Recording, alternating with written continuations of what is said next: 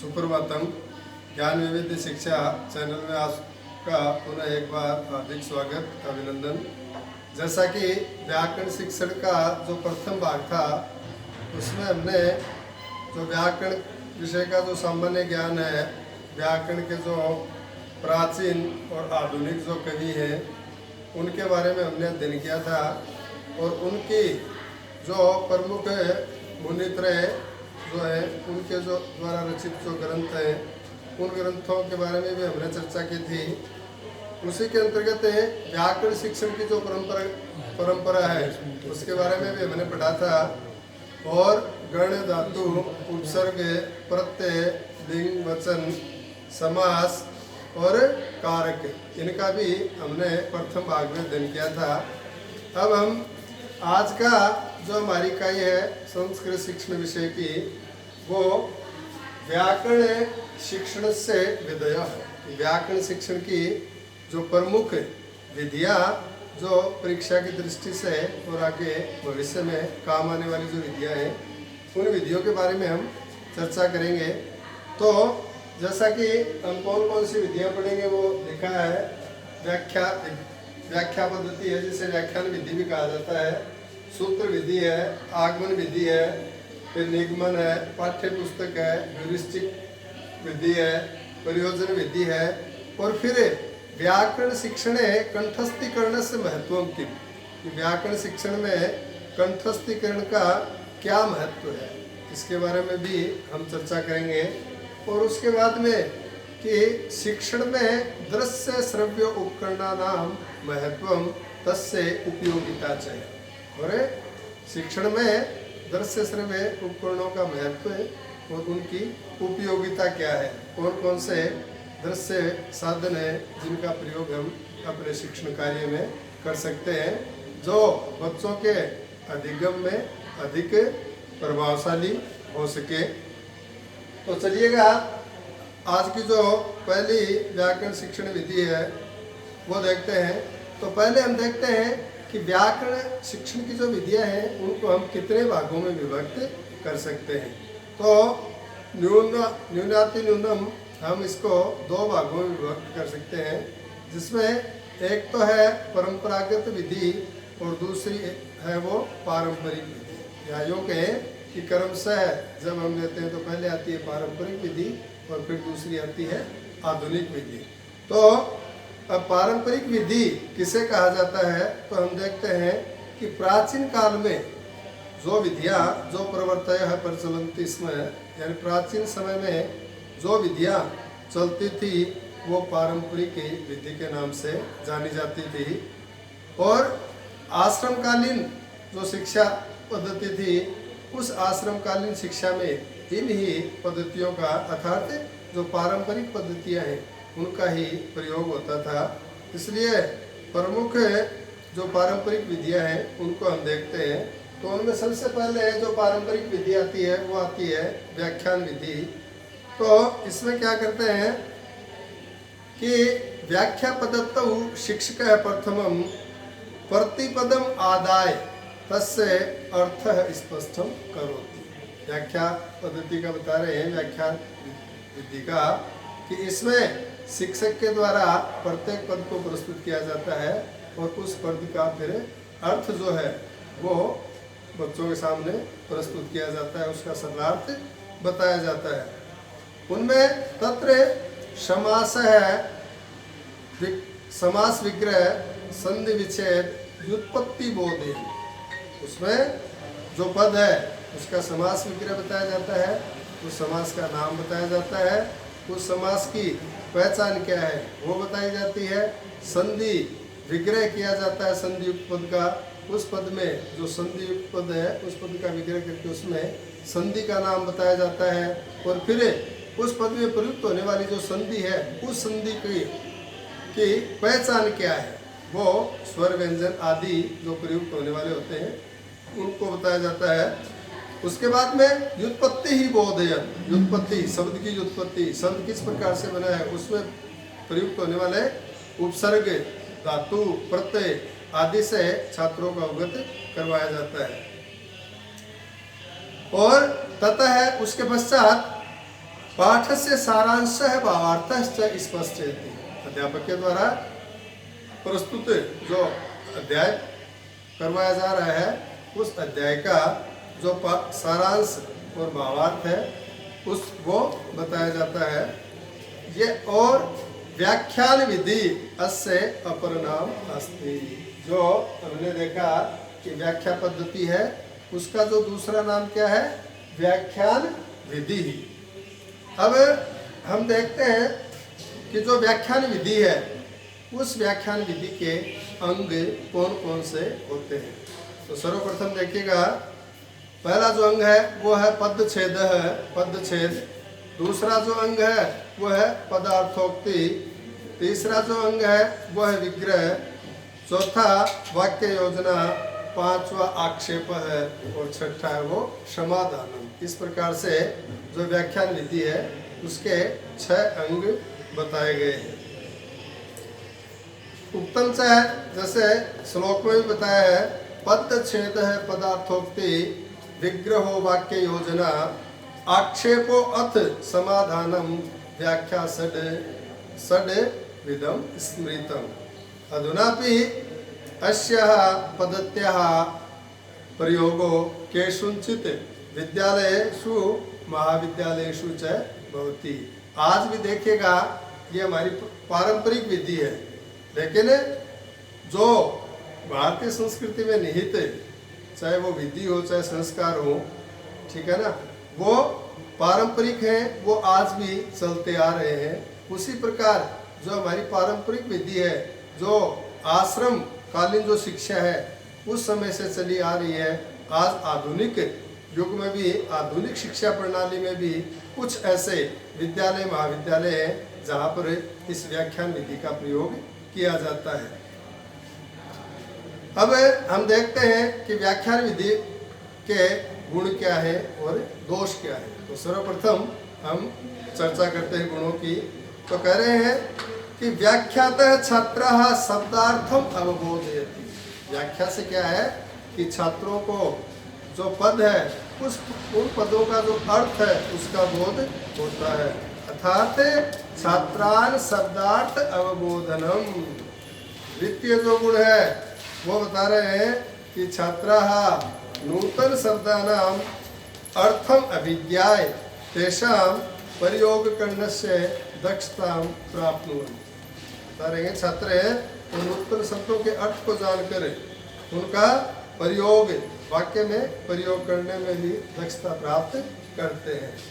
अगला है छात्राणाम शब्दकोश से अभिवर्धनम। इससे क्या होगा कि छात्रों का जो शब्दकोश है वो भी बढ़ता है। फिर विषय ज्ञान दृष्टिया सर्वोत्तम पद्धति।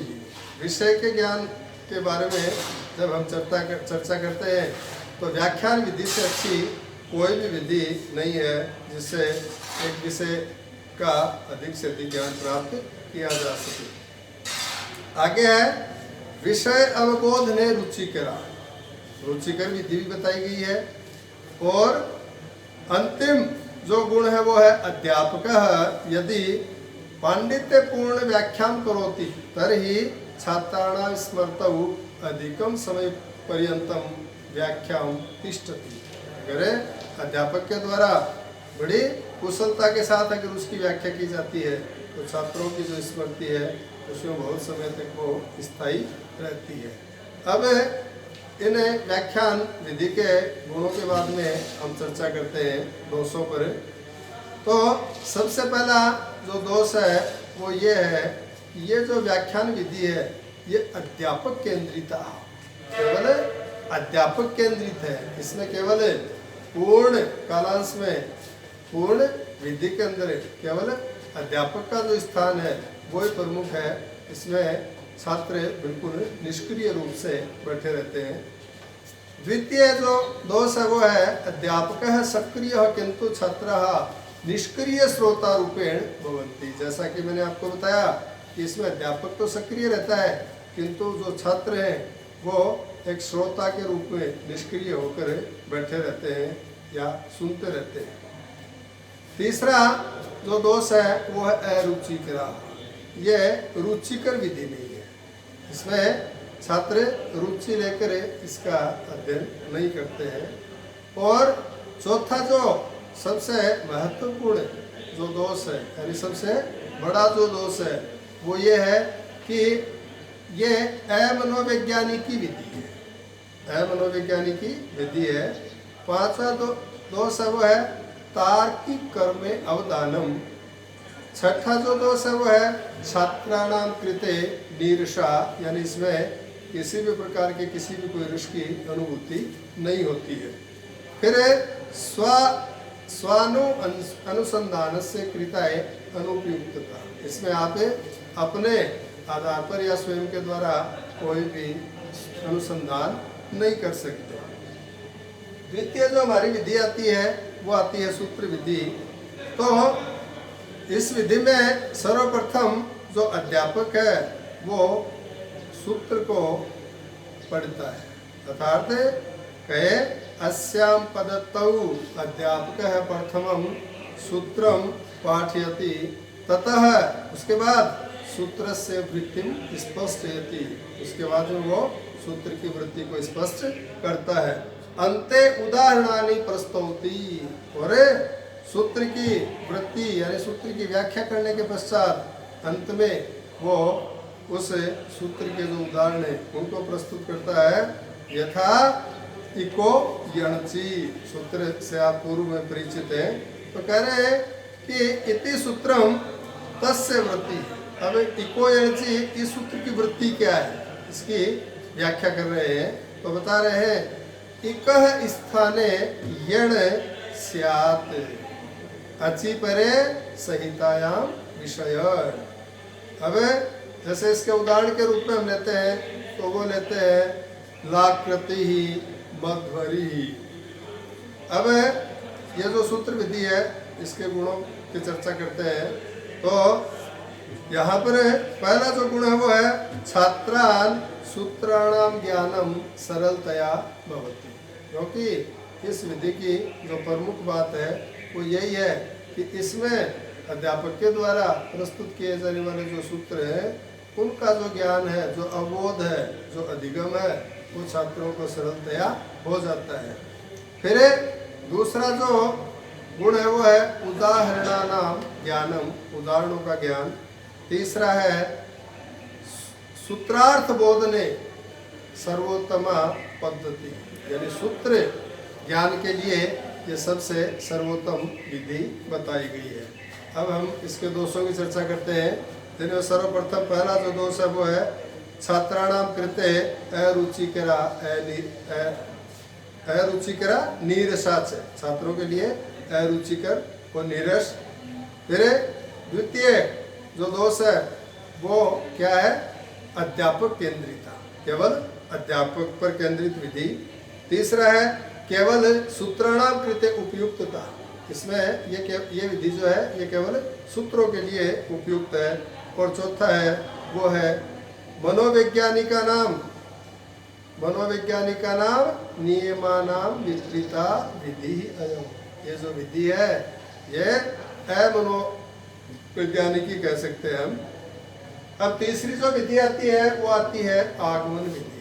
देखिएगा, वैसे तो आज जिन भी विधियों का शिक्षण कार्य आपको करवाया जा रहा है वो सभी विधियां प्रमुख है, लेकिन व्याकरण शिक्षण की दृष्टि से जब हम देखते हैं तो ये जो आगमन निगमन जो विधियां हैं ये सर्वोत्कृष्ट विधि मानी गई है।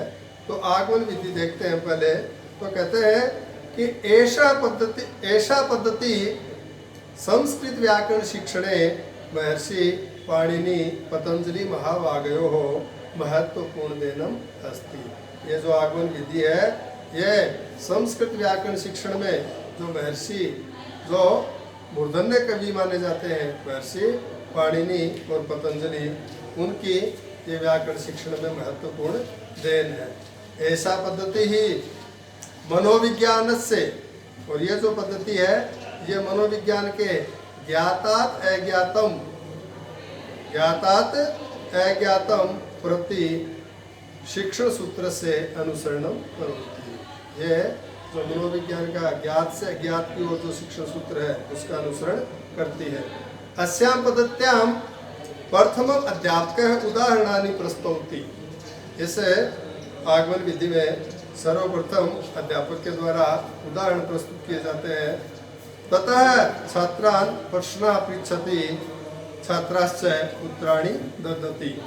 अत्र उदाहरणानाम् औचित्य एव पाठस्य सरलतया सफलता च निर्भरं करोति। अब हम देखते हैं कि आगमन विधि के जो सोपान है, उन सोपानों की जब हम चर्चा करते हैं तो सर्वप्रथम इसके 2 सोपान माने गए हैं। उनमें पहला जो सोपान है वो है उदाहरणानि, और दूसरा जो सोपान है वो है नियमीकरणम।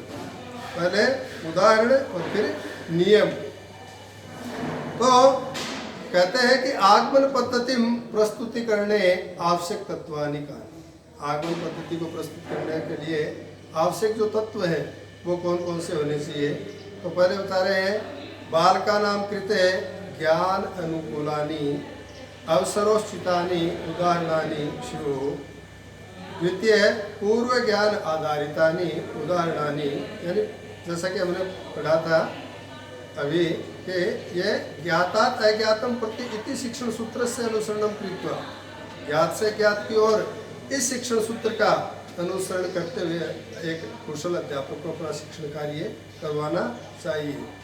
तो बता रहे अध्यापक ज्ञातात् अज्ञातम प्रति इति विशेषात् सामान्य प्रति गच्छेत। अध्यापक को छात्रों के ज्ञान के अवबोध को जान करके, उनमें निहित जो ज्ञान है उसको जान करके ही ज्ञातात् अज्ञातम प्रति, जो छात्रों को आ रहा है वहाँ से लेकर जो नहीं आ रहा है उस और विशेष से सामान्य की ओर अपना अध्यापन करवाना चाहिए।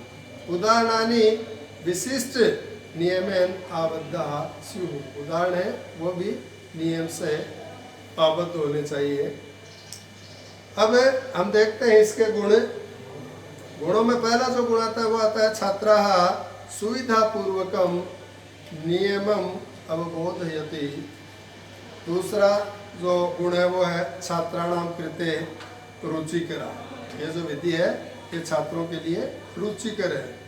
छात्राः अन्वेषणं प्रति गच्छति, अतः छात्रेषु अन्वेषण से कुशलताम आगच्छति। बता रहे हैं छात्र हैं वो खोज की ओर बढ़ते हैं, जिससे छात्रों में जो खोज करने की जो कुशलता है वो आती है। नेक्स्ट जो गुण है वो है स्वाध्याय प्रवृत्ति ही विकासो जायते। स्वयं के द्वारा अध्ययन की जो प्रवृत्ति है उसका विकास होता है।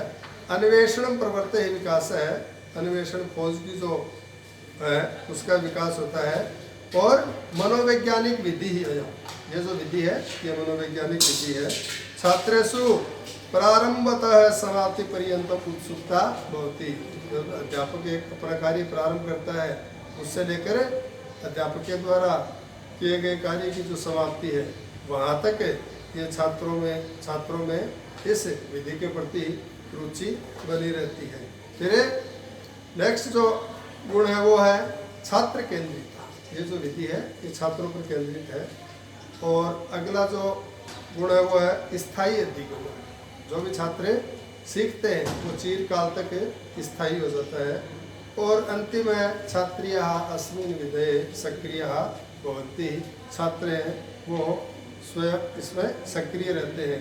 और पाठ से निश्चित कर्म, पाठों का इसमें निश्चित कर्म होता है। अब हम चर्चा करते हैं इसमें प्रयुक्त दोषों की। तो दोष है प्रत्येक विशेष से करते अनुपयुक्तता। इस विधि का यानी जो निगमन विधि है यह प्रत्येक विषय के लिए सही नहीं मानी गई है। केवल व्याकरण शिक्षण के लिए उपयुक्त सबसे उपयुक्त सर्वश्रेष्ठ विधि मानी गई है। और दूसरा क्या है कि व्याकरण शिक्षण के लिए एक कुशल अध्यापक से आवश्यकता होती है, एक कुशल अध्यापक की आवश्यकता होती है। लेकिन यहाँ पर कुशल अध्यापक से अभाव है, कुशल अध्यापकों का अभाव है। इस दृष्टि से भी हमें व्याकरण शिक्षण में इस विधि में दोष पाते हैं।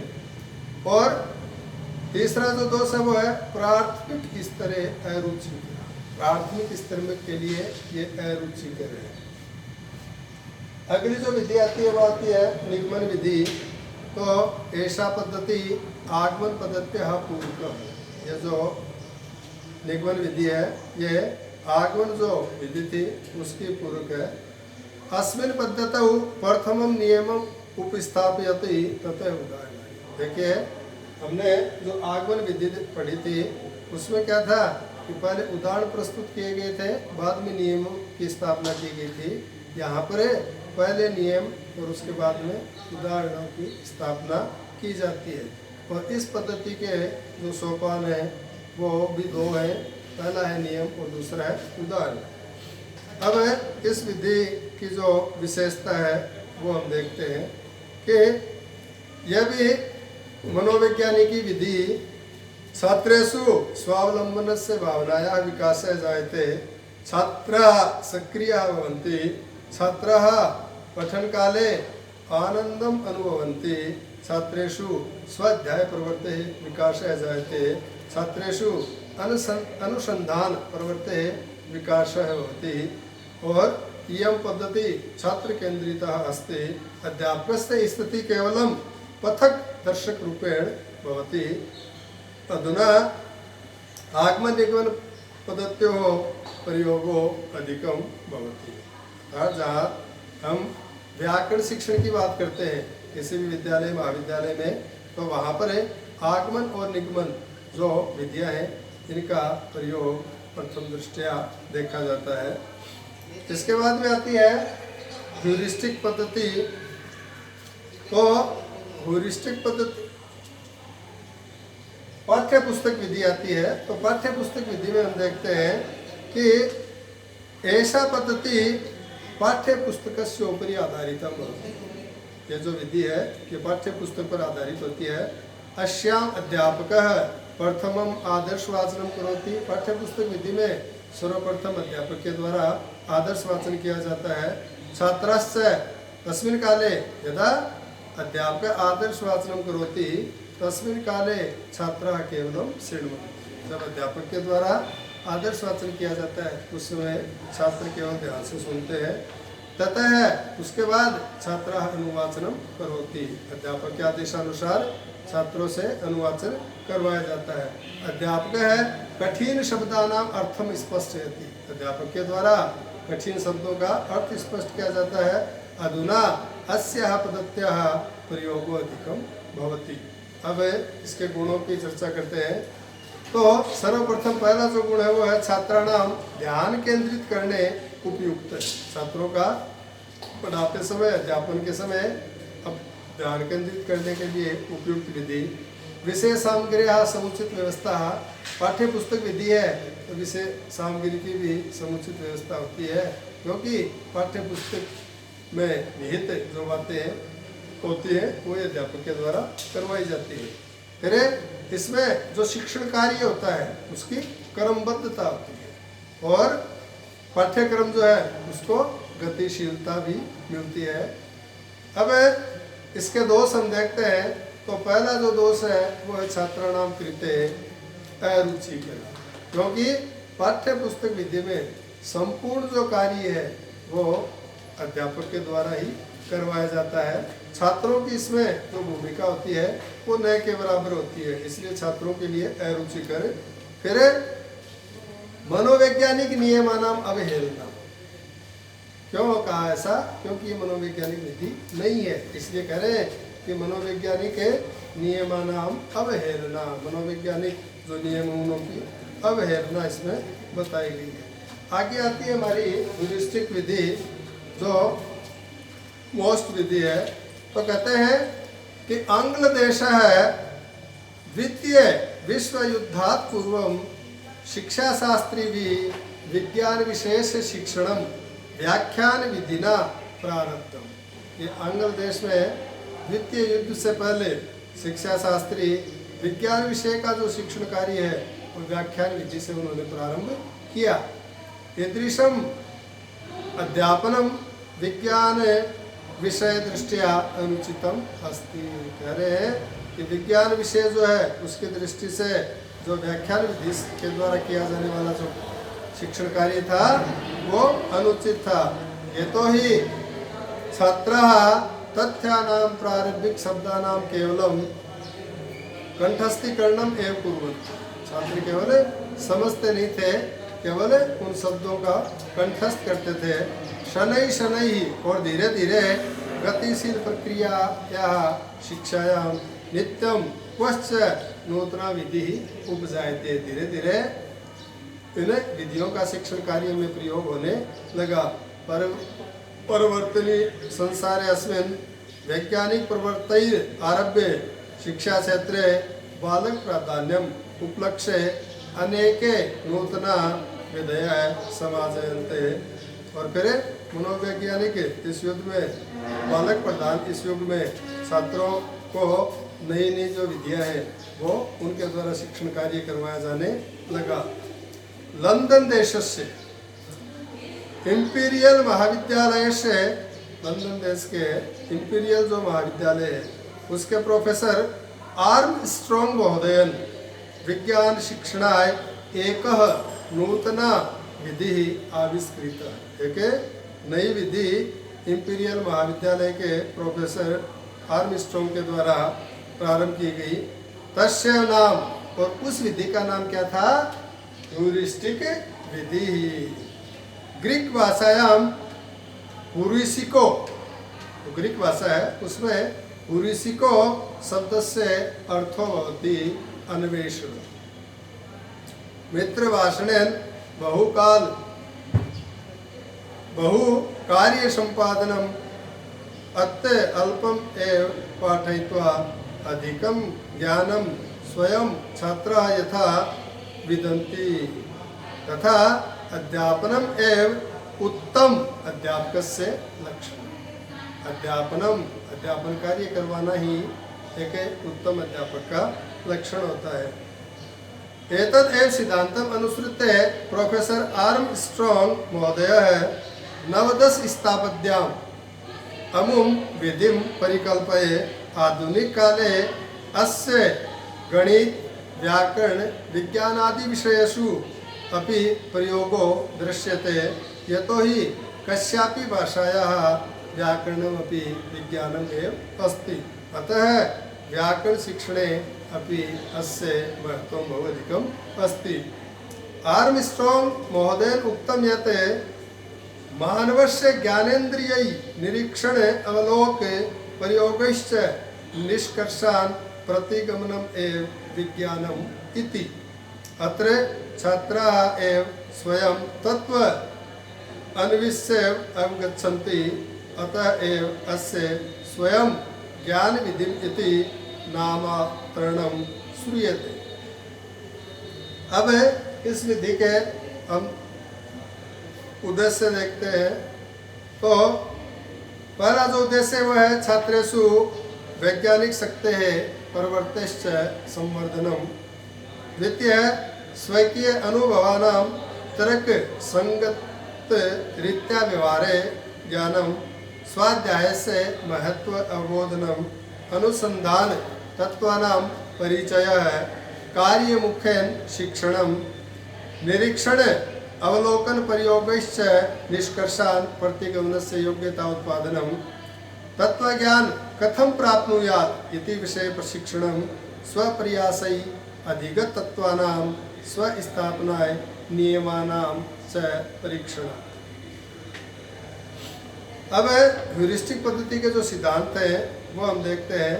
तो मुख्य जो सिद्धांत हैं उनमें पहला जो सिद्धांत है वो है छात्र केंद्रित शिक्षणम। छात्रों को ध्यान में रखकर शिक्षण कर कार्य।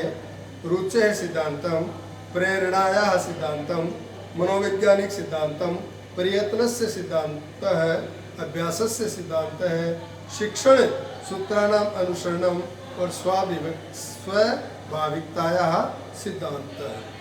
अब हम जो ह्यूरिस्टिक पद्धति है उसके गुण देखते हैं कि छात्रेषु मनोवैज्ञानिक दृष्टिकोण से विकास है।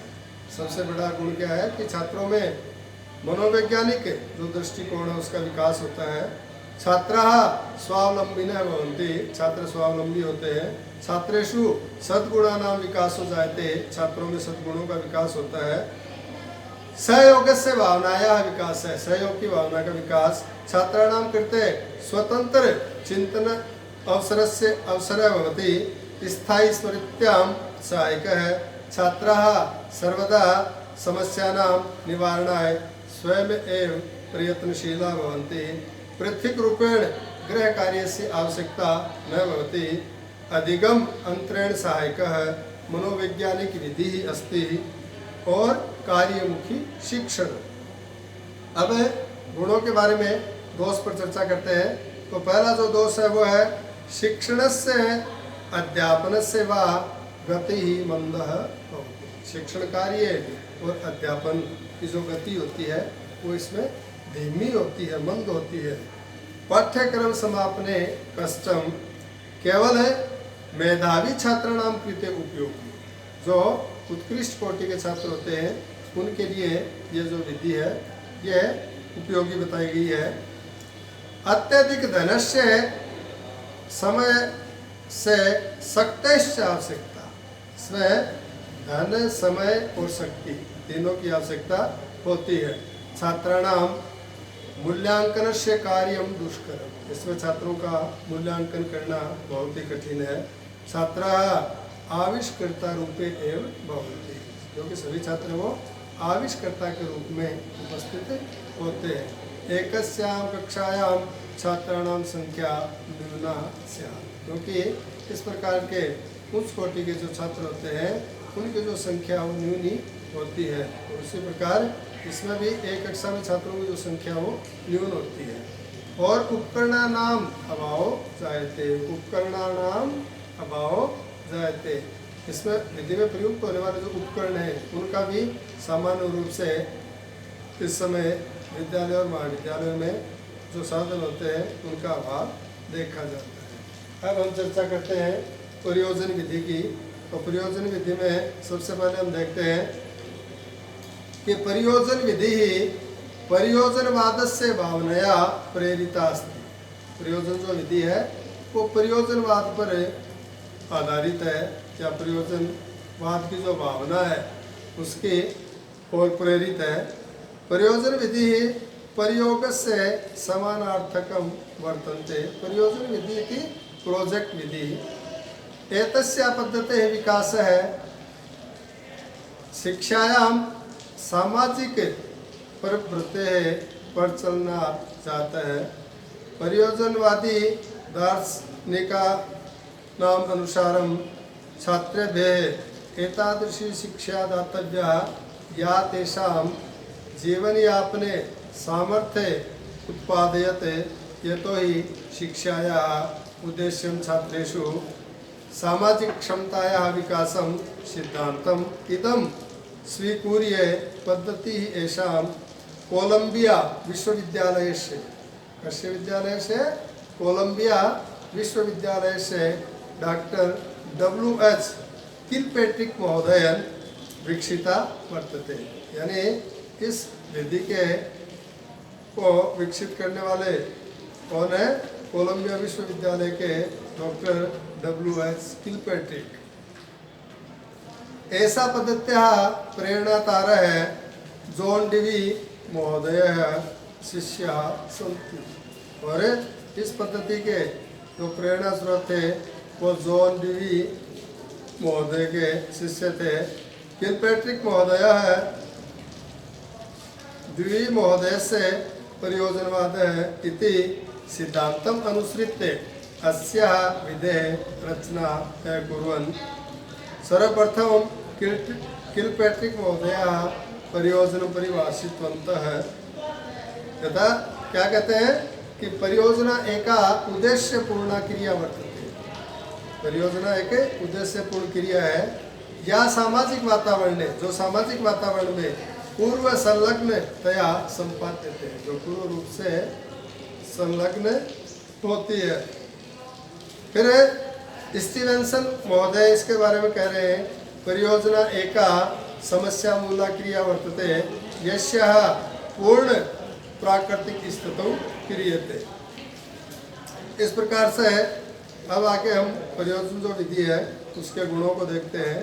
तो सबसे पहला जो गुण है वो है बालोन्मुखी बाल केंद्रिताया। दूसरा, छात्रेषु आत्मसंतुष्टि आत्मविश्वासम आत्मनिर्भरतां च वर्धयति। विद्यालये विविध विषयाणां मध्ये सहसंबंधः स्थापयति। छात्राः क्रियाशीलाः भवन्ति। छात्रान् तत्त्वानि स्वयं अन्वेष्टुं प्रेरयति। तेषां नेतृत्वगुणान् विकासयति। परिश्रमस्य महत्त्वं बोधयति। परस्पर व्यवहारः सहिष्णुता नैतिकता इत्यादिषु गुणेषु वांछनीय परिवर्तनम् आनयति। अभ्यासस्य महत्त्वं बोधयति। मनोवैज्ञानिक तत्त्वानाम् आधारेण प्रवर्तयति। तर्क चिंतन विश्लेषण विचारात्मक शक्तीनां वर्धनम भवति और अनुसंधान कार्ये सहायकी। अब हम देखते हैं प्रयोजन पद्धते है दोषाः कानि सन्ति। तो प्रथमम दोषः श्रम समयः धनसाध्यः पद्धतिरियं वर्तते। इसमें परिश्रम समय धन तीनों की आवश्यकता होती है। केवल प्रतिभाशाली छात्राणां कृते उपयुक्तता केवल प्रतिभाशाली छात्रों के लिए उपयुक्त है। सर्वेषु विद्यालयेषु एतादृशी व्यवस्था न भवति। सभी विद्यालयों में इस प्रकार की व्यवस्थाएं नहीं होती है। योग्य अध्यापकों नाम अभाव है, योग्य अध्यापकों का अभाव। और फिर आता है पाठ्यक्रम से पूर्णतायाम कठिनता आयाति। और इस विधि में जिस प्रकार से इस विधि के माध्यम से शिक्षण कार्य करवाया जाता है उस हिसाब से इसमें समय के अनुसार जो पूर्ण पाठ्यक्रम है वो भी नहीं हो पाता है। अब हम देखते हैं कंठस्थीकरण। कंठस्थीकरण व्याकरणे कंठस्थीकरणस्य महत्वम उपयोगिता च है कि व्याकरण शिक्षण में कंठस्थीकरण का महत्व और उपयोगिता क्या है। तो सबसे पहले कंठस्थीकरणम किम, तो बता रहे हैं व्याकरणे शब्दानां धातूनां ज्ञानम कंठस्थीकरण माध्यमेन एव भवति। बता रहे हैं कि व्याकरण में शब्द रूपों का और धातुओं का जो ज्ञान है वो कंठस्थीकरण के माध्यम से ही होता है। सूत्राणाम स्मरणम, सूत्रों को याद करना। रूप सिद्धि नाम स्मरणम, रूप सिद्धियों को स्पष्ट करना। यह सभी कंठस्थीकरण एवं जायते, कंठस्थीकरण के माध्यम से पूर्ण होते हैं। अब हम देखते हैं व्याकरण कंठस्थीकरण से महत्व उपयोगिता च है कि आधुनिक काले अपि कंठस्थीकरण से महत्व सर्वेषु स्तरेषु अस्ति। कहते हैं कि आज आधुनिक समय में भी सभी जो विद्यालय है महाविद्यालय है वहाँ पर कंठस्थीकरण के महत्व को प्राथमिकता दी जाती है। विशिष्ट रूपेण संस्कृतस्य तन्निष्ठायां शास्त्राणां विकासः कंठस्थीकरण एव अभवत्। वैदिक काले लिपि ज्ञानम नासीत्। वैदिक कालीन शिक्षा थी उस समय उतना लिपि ज्ञान नहीं था। अतः विषय विद्वांस शस्त्राणि मौखिक रूपेण एवं शिक्षण कार्य कुर्वन्ति स्म। उस समय लिपि का ज्ञान नहीं होने के कारण जो शिक्षक है वो मौखिक रूप से शिक्षण कार्य करवाते थे। अतः ते कंठस्थीकरणस्य उपरि निर्भराः आसन्। इसलिए उनके छात्रों के पास दूसरा कोई कंठस्थ करने के अलावा दूसरा कोई उपाय नहीं था। अधुना अनेके प्रश्नाः समुद्गच्छन्ति यथा किं कंठस्थीकरणेन विना ज्ञानार्जनम न भवति। पहला जो बिंदु है बता रहे हैं कि क्या कंठस्थीकरण के बिना ज्ञान का अर्जन नहीं होता है, अर्थात ज्ञान प्राप्त नहीं किया जा सकता। और दूसरा है किम अर्थम व्याकरण तत्वानि वाचो विधेयानि स्युः। अब हम देखते हैं कि कंठस्थीकरण से स्मृति च, कंठस्थीकरणम स्मृति च। तो कहते हैं समुत्पन्ने नाशा विद्या अनुभवानां धारणम चेतना क्षेत्रे पुनरागमनम नाम स्मृति। अर्थात कम अपि विषयः विज्ञाय मनसि धृत्वा ततः उपयुक्त समय पुनः प्रयोग एवं स्मृति इति व्यवह्रियते। स्मृति के जो भेद है वो 3 बताए हैं, जिनमें सक्रिय और निष्क्रिय, तात्कालिक और स्थायी, तार्किकी और यांत्रिकी। स्मृति प्रक्रियाणां कानिचन मूलतत्वानि अंतर्निहितानि वर्तन्ते, तानि शिक्षणं, धारणं, प्रत्ययस्मरणं और प्रत्ययभिज्ञानम्। अब हम देखते हैं कि कंठस्थीकरण से आवश्यकता। तो कंठस्थीकरण से उपादेयता उच्चारण दृष्टिया अपि वर्तते। महर्षि पाणिनि अपि अस्मिन् विषये उक्तं यत् मिथ्या प्रयुक्तो सर्वतो वर्णतो वा सह वाग्वज्रो यजमानम हिनस्ति। तो शुद्धोच्चारणम डॉक्टर राम शुक्ल पांडे महाभागानुसारम व्याकरणे क्रियात्मकम निगमनम आगमनम अनौपचारिकम इति किमपि वा शिक्षणं भवेन्, किन्तु इदम् अहं स्पष्टयितुं वाञ्छामि तत्र संस्कृते भाषाम् अवगन्तुं सम्यक् प्रयोगश्च व्याकरणनियमानां शब्दरूपाणां धातुरूपाणां च कंठस्थीकरणम् अनिवार्यम्। तो बता रहे हैं कि इयं भाषा व्यवहारस्य भाषा नास्ति, अतः मातृभाषावत् स्वाभाविक शिक्षणं न संभवति। दूसरा, इयं भाषा कठिना जटिला च वर्तते। तीसरा है अन्यासु भारतीय भाषासु निर्दिष्ट रूपेण प्रत्ययः सन्ति, तेषां योजयन् विभक्तयः सन्तः संस्कृतं न तथा। संस्कृते पुनः अकार, आकार, ओकार, एकार, उकारादि भेदेन स्त्रीलिंग नपुंसकलिंग भेदेन विभक्तिनां परिनिष्ठितं रूपं भवति। प्रयोग क्षमता कंठस्थीकरणेन एव सिद्ध्यति।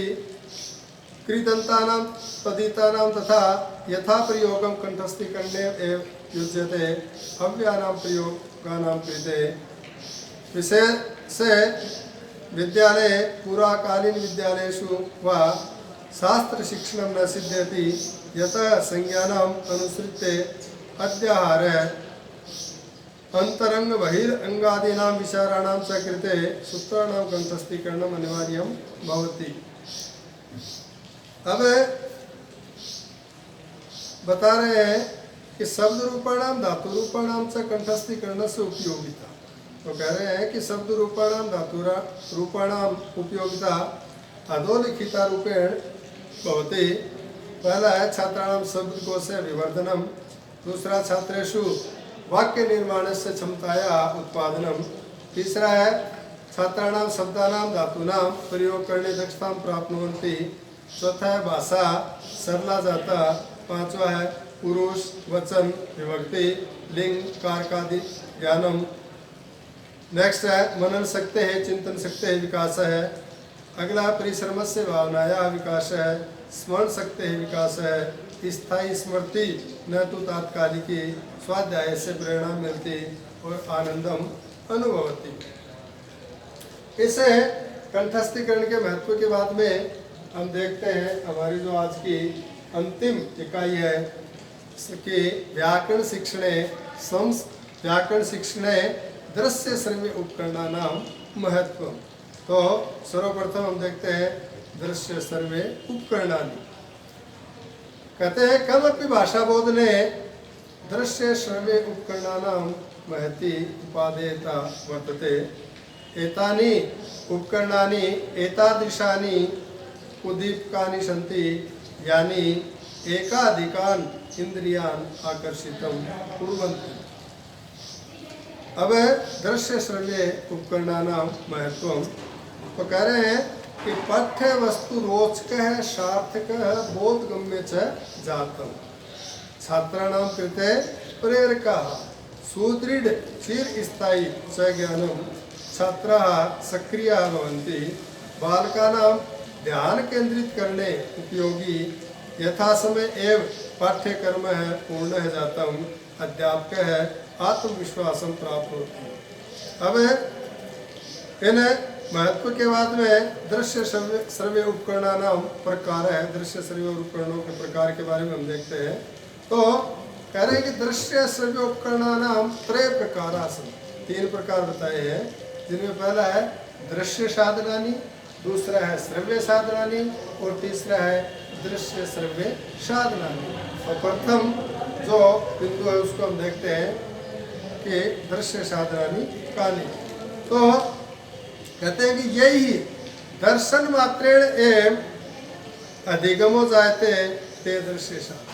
कह रहे हैं कि जिनके देखने मात्र से ही हमें अधिगम हो जाता है वो दृश्य साधन कहलाते हैं। यथा श्याम फलकम, लपेट फलकम, मानचित्रम, मॉडल, चित्रम, चार्ट पत्रम और प्रतिकृतय है, सुधाखंड है इत्यादय है। कानि भवन्ति दृश्य साधनानि भवन्ति। तेषां संस्कृत व्याकरण शिक्षणे महत्वपूर्ण स्थानं वर्तते। अग्रे द्वितीय बिंदु श्रव्य साधनानि कानि। तो कह रहे कि यही श्रवण मात्रेण एवं अधिगमो जायते ते श्रव्य साधनानि भवन्ति। जिनको सुनने मात्र से ही जिनका ज्ञान हो जाता है वो श्रव्य साधन कहलाते हैं। यथा टेप रिकॉर्डर, लिंगवा, फोन इत्यादि। अब तृतीय जो बिंदु है दृश्य श्रव्य साधनानि, उसको हम देखते हैं तो कह रहे हैं यह है दर्शनेन सह श्रवणम अपि जाय। कहते हैं जिसको देखने के साथ साथ सुना भी जाता है। ते दृश्य श्रव्य साधनानि भवन्ति, वो दृश्य श्रव्य साधन होते हैं। यथा टीवी, नाटकानि, चलचित्रम, स्ट्रीट इत्यादि। अब हमारी जो आज की इकाई थी संस्कृत शिक्षण के द्वितीय भाग, जिसमें व्याकरण शिक्षण में प्रयुक्त होने वाली जो शिक्षण विधियाँ हैं, जिसमें कंठस्थीकरण का महत्व है, जिसमें दृश्य श्रव्य उपकरणों का महत्व है शिक्षण कार्य में, वो सभी आपको मैंने बड़ी सरल भाषा में सरल तरीके से बताने का प्रयास किया है। मैं आशा रखता हूँ कि आप इसको अधिक से अधिक ग्रहण करेंगे और अपने ग्रहण करके अपने जीवन पथ पर आगे बढ़ेंगे। धन्यवाद। खुश रहे, स्वस्थ रहे।